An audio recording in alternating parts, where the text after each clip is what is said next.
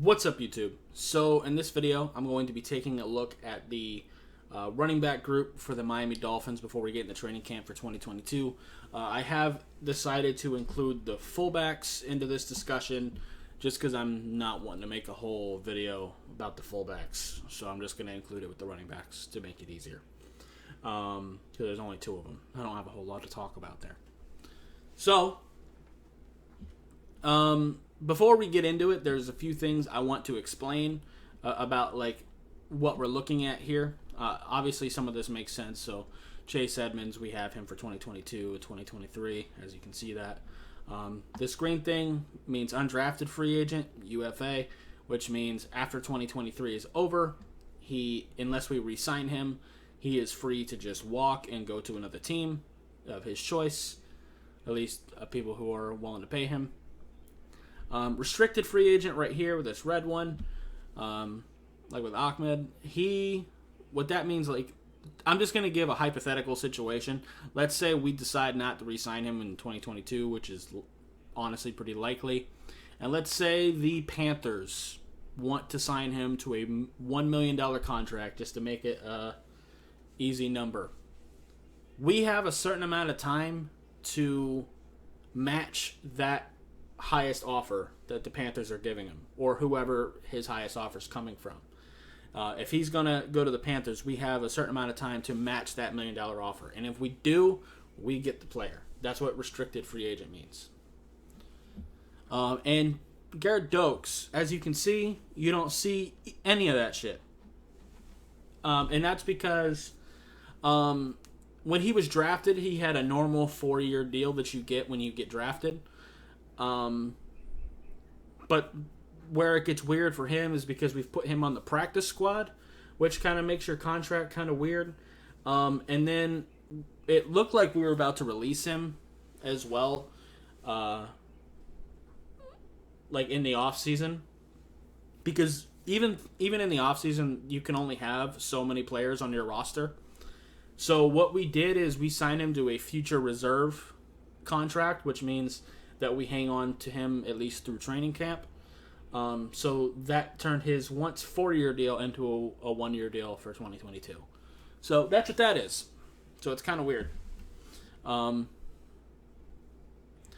Malcolm Brown is the last thing I need to explain, because as you can see, it's showing him as an undrafted free agent like right now, which is true. He's not on the team, but the reason why he's still here is because we still owe him some money this year. Even though he's a free agent, like we still have some guaranteed money some dead cap space for him. So that's why he is still here, even though he is not on the team. So, yeah, with that out the way, just explaining some of the weirdness from the website. Like I said, I don't really have a better website to really look at contracts like this easily. So, anyway. So I guess we'll start at the top. Chase Edmonds, pretty good power back we got from the Cardinals. Pretty excited about him. I've been wanting more of a powerful runner for a while. I was hoping that Dokes would be that, but he never really got his opportunities last year. Even though I was banging the table to get him out there, just because, we had Gaskin, we had Ahmed, who are more the shifty, elusive backs. I was wanting Dokes for like a change of pace type thing. But we just never tried that because he's more of a power runner too. But it is what it is. So we have Chase Edmonds for a 2-year deal, which honestly the money isn't really that crazy. $5.5 million and a little over $6.5 million next year. That's really not that crazy for a running back of his caliber. Myles Gaskin, obviously on a 1-year deal. A lot of our running backs are. Myles Gaskin, Raheem Mostert, and Sony Michel are all on 1-year deals, and basically so is Dokes. So that makes things a little bit interesting, and the money they're making is relatively similar as well. Gaskin is making a little bit more because we drafted him, and this is the last year of his contract. Lynn Bowden is a little bit interesting too, just because he also gives you wide receiver value, and could probably do some pretty good special teams things, so that probably raises his ability to make this team. Zaquandre White, we have a 3-year deal with. This is the typical thing you get with an undrafted guy. You get like either a 2 or 3 year deal with a restricted free agent option. So that's what we're getting with him. And like I said, Malcolm Brown, it just isn't here. We'll talk about the fullbacks in a moment. When it comes to like how many people are going to make this roster, because I know we're going to keep a fullback.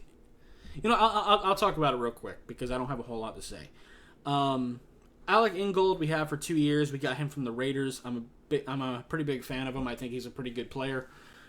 And we got him for another year. And then there's John Lovett, who's on a 1-year contract at this point. Isn't making a whole lot of money, and I'm not as big a fan of him. I know we're going to run with a fullback this year, so we're going to keep one of them. I'm all for cutting John Lovett and keeping Alec Ingold. That's it. That's all I have to say about the fullbacks. Like I said, there was no point in having a full video for them. But the running back situation gets a little bit weirder.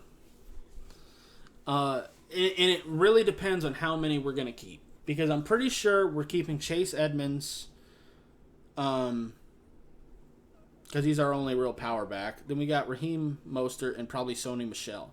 I think those 3 are probably pretty safe this year. And we'll probably keep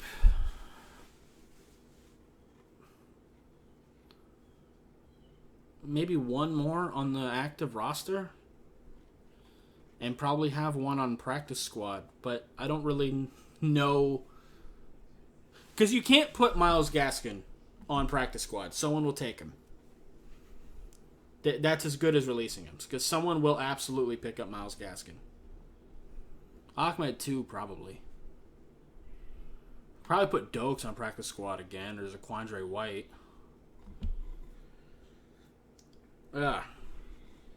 And Lynn Bowden you also can't put on practice squad. It's tough, At this point, as much as I like Myles Gaskin for what he's given us, I think we probably run with Chase Edmonds, Raheem Mostert, Sony Michel, and Lynn Bowden. Because Lynn is the worst of those 4. And I don't know if he's a better running back than Gaskin, but he also gives you the upside of being able to play some wide receiver for you and do some special teams. And with Mike McDaniel being the coach he is, I think he can do a lot of creative things with Lynn Bowden because he's a very athletic player. He's a former quarterback, so I think we can do some trick plays with him throwing the ball. I think we can do a lot of fun things with him. So I would rather try to hang on to him, at least with this offense. And I would like to be able to keep Gaskin this year. He's not making a ton of money. But like I said, you can't put him on the practice squad because someone will absolutely pick him up immediately. So, I don't know. But that's probably what I would go with. I'd probably cut Myles and Ahmed because they're not going to survive practice squad. They're just not. With what they've shown, someone will pick them up. I probably cut Dokes too at this point. He's on a 1-year deal because of the future reserve contract. So I'd probably cut him and probably keep Saquandre White with the longer deal and put him on practice squad. That's probably what I would do. And then you would be running, like on your active roster, you'd be going with 3 full-time running backs in Chase, Raheem, and Sony, and then have Lynn as like almost like a flex position where he's going to be moving around. I think that makes sense. And then we have Alec Ingold at fullback.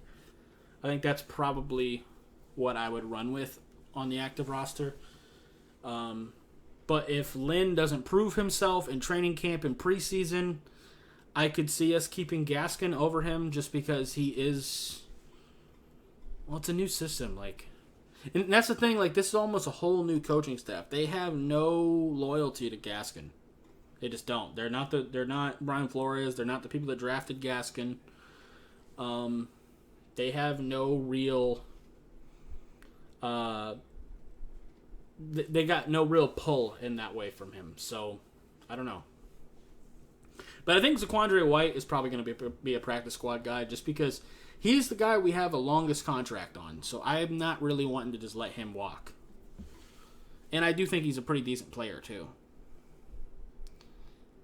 Yeah, it will suck not even getting to see Dokes play at all. But I think he's kind of the odd man out at this point. Unless they really... I mean, we're going to be running the ball a lot, so maybe we run with 5 running backs, but I think that's pretty inefficient. And we might put 2 on the practice squad. We might put White and Dokes on the practice squad. But I think you can get away with that. But Ahmed and especially Gaskin will absolutely get picked up. So, yeah.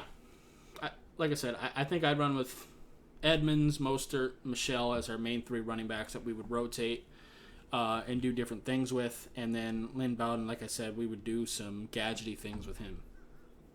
That would be my running back room. And then, like I said, I would absolutely keep Alec and Colt over John Lovett. Like, that's not even close to me. So, yeah.